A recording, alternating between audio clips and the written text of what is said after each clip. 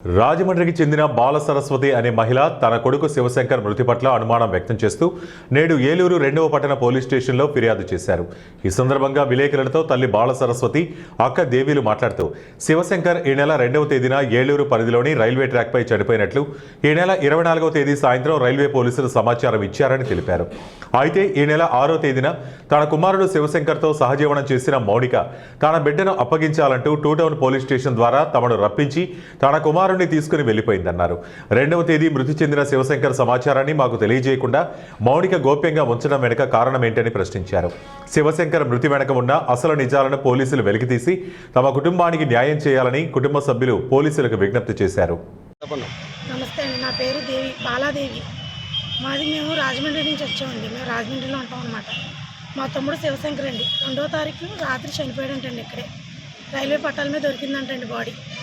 మాకు ఆ విషయం 24/2/2026 తారీఖున మాకు సాయంకాలం రైల్వే పోలీసులు వచ్చి మాకు చెప్పారండి, పలానా అబ్బాయి చనిపోయాడని, మీరు ఐడెంటిఫై చేయగలరని అంటే మాకు ఫోటోలు చూపించారండి.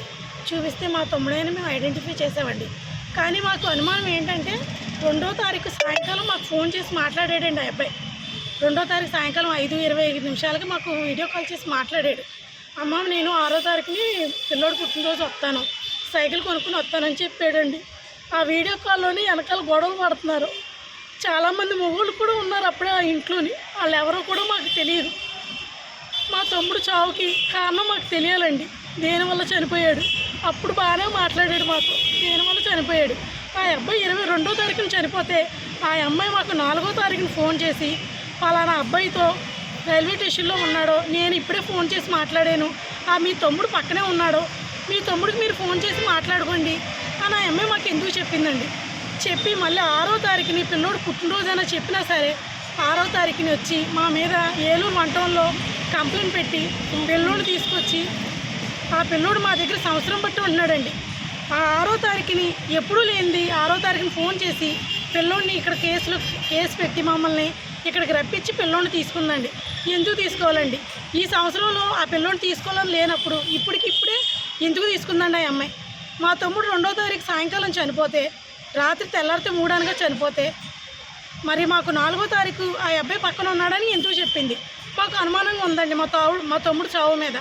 మాకు న్యాయం చేయాలని కోరుకుంటున్నామండి. మేము రైల్వే పోలీసులు ఎప్పుడు ఇన్ఫర్మేషన్ మాకు 24వ తారీఖున ఇచ్చారండి.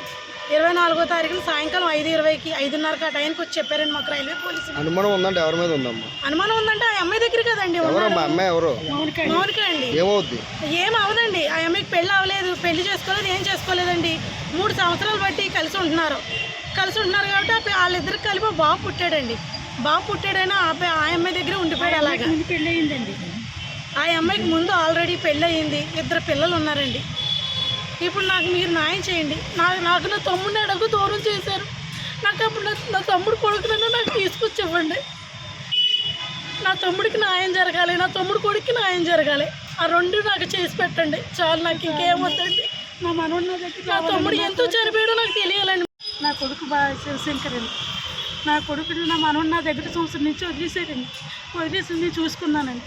రాకుండా తీసుకొచ్చి అప్పచెప్పెత్త హాస్పిటల్ అంటే చూపించుకొని నేను అందంగా చూసుకునేదానండి. ఒకసారి వచ్చి తీసుకెళ్ళి మళ్ళీ తీసుకొచ్చి అప్పచెప్పేసి మళ్ళీ నా కొడుకు చచ్చిపోయాక కేసు పెట్టి 6వ తారీఖుని నా దగ్గర నుంచి నా పిల్లలు లాక్కెళ్ళిపోయారండి.